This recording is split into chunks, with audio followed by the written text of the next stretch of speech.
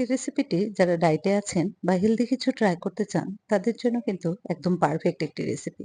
আর হ্যাঁ, হেলদি হলেই যে টেস্টি হবে না তা কিন্তু না। খুব সিম্পল একটি গ্রিল চিকেন রেসিপি, সাথে টোস্ট ভেজিটেবল আর একটি লেমন গার্লিক সস।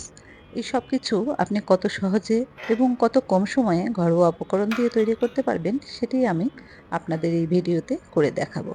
সাথে থাকবে অনেক টিপস অ্যান্ড ট্রিক্স। আসসালামু আলাইকুম। আমি লাবণী। আশা করছি যে যেখানেই আছেন সুস্থ আছেন, ভালো আছেন। আজ আমার recipe lemon garlic chicken with toast vegetable and lemon garlic sauce. চলুন তাহলে শুরু করি।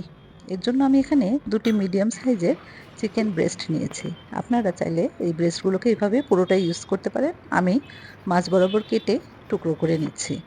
এরপর চিকেনের গাগুলো কেচে নিয়ে আমি একটি কিচেন টিস্যু দিয়ে এর উভয় পাশের পানি শুকিয়ে নিচ্ছি। এই পার্টটি আপনারা স্কিপ করবেন না, এটি অবশ্যই করবেন।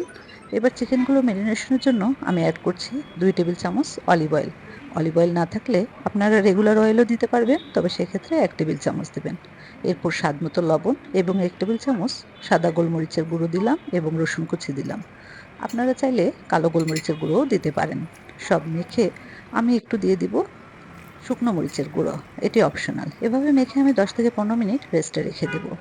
সবজির জন্য এখানে আমি লাল সবুজ ক্যাপসিকাম, বাঁধাকপি, ফুলকপি, গাজর এবং বরবটি নিয়েছি। আপনারা আপনাদের পছন্দ মতো সবজিতে এটি বানিয়ে নিতে পারেন। পানি গরম হয়ে আসলে আমি ১ টেবিল চামচ লবণ দিয়ে প্রথমে দিয়ে দিব গাজর। গাজরগুলো ১ মিনিট কুক হওয়ার পরে আমি এখানে বাকি সবজিগুলো অ্যাড করে হাই ফ্লেমে ২ থেকে ৩ মিনিট কুক করে নেব। লেমন গার্লিক সস তৈরির জন্য আমি এখানে ২টি লেবুর রস নিয়ে নিয়েছি। এরপর একটি বাটিতে আমি নিয়েছি বরফ পানি। এই পানিতে আমি যখন সবজিগুলো সিদ্ধ হয়ে আসবে তখন সবজিগুলোকে উঠিয়ে বরফ পানিতে দিয়ে দিব। এর ফলে সবজিগুলোর কালার ডিসকালার হবে না। একটি গ্রিল ফ্রাই প্যানে আমি চিকেনগুলোকে আস্তে আস্তে ছেড়ে দিচ্ছি। যেহেতু আমি চিকেনে তেল মাখিয়ে রেখেছিলাম তাই আর কোনো প্যানে তেল দিলাম না। আপনারা চাইলে সামান্য তেল ব্রাশ করে নিতে পারেন। দেখুন এখানে সবজিগুলোর কালার কতটা ফ্রেশ আছে। বরফ পানিতে দেওয়ার কারণে সবজিগুলোর কালার এত সুন্দর আছে এবং ওভারকুকও হয় নাই। আশা করছি এই সকল ছোট ছোট ট্রিক্স আপনাদের অনেক কাজে লাগবে। এই অবস্থায় সবজিগুলো আপনারা এয়ারটাইট বক্সে করে ২ থেকে ৩ দিন ফ্রিজে রেখে দিতে পারেন। ফ্রাই প্যানে সামান্য অলিভ অয়েল দিয়ে দিব রসুন কুচি। রসুনগুলো হালকা ব্রাউন কালার হয়ে আসলে আমি একে একে সবজিগুলো অ্যাড করব। প্রথমে দিয়ে দিব লাল এবং সবুজ ক্যাপসিকাম, এরপরে আমি দিয়ে দিব বাঁধাকপি।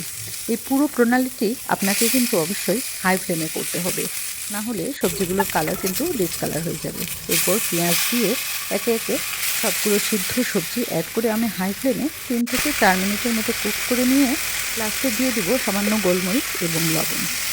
আর কিছু লাগবে না, তৈরি হয়ে গেল আমাদের টোস্ট ভেজিটেবল। দেখলেন তো কত কম সময়ে এবং কত কম উপকরণ দিয়ে আমরা এই হেলদি টোস্ট ভেজিটেবলটা তৈরি করে নিলাম। এটি খেতেও কিন্তু অনেক ইয়াম্মি।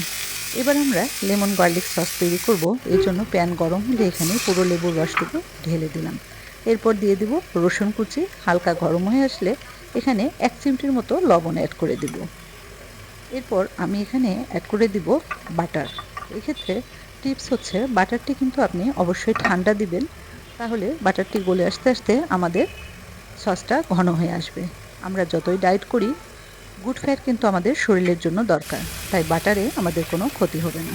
এরকম ঘন হয়ে আসলে আমরা এখানে চিলি ফ্লেক্স অ্যাড করে দেব, এটি অপশনাল। বাস তৈরি হয়ে গেল আমাদের লেমন গার্লিক সস।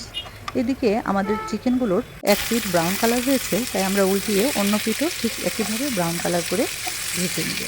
চিকেনগুলো যখন হয়ে আসবে আমি লাস্টে সামান্য স্বাদ বৃদ্ধির জন্য অরিগানো দিয়ে দিলাম, এটি অপশনাল, এটি আপনারা স্কিপ করতে পারেন।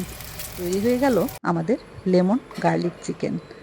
এটি এতটা ইয়াম্মি, একবার খেলে আপনার বারবার খেতে মন যাবে। দেখুন আমি কেটে দেখাচ্ছি এটি কতটা সফট এবং জুসি হয়েছে। যারা ডায়েট করছেন বা ওয়েট লস প্রোগ্রামে আছেন তারা ডিনার হিসেবে এটি কিন্তু অনায়াসেই তৈরি করে নিতে পারেন। এটি যেমন আপনি অল্প সময়ে তৈরি করে নিতে পারবেন, তেমনি আপনার ডিনারও কিন্তু ফুলফিল হয়ে যাবে। আজকের রেসিপি আশা করছি আপনাদের খুব ভালো লেগেছে। আর ভালো লেগে থাকলে আমাকে কমেন্ট করে জানাতে ভুলবেন না কিন্তু। আর এরকম ভালো ভালো রেসিপি পেতে, হেলদি রেসিপি পেতে চাইলে আমার চ্যানেলটি সাবস্ক্রাইব করে রাখবেন। ভালো থাকবেন, আমার জন্য দোয়া রাখবেন।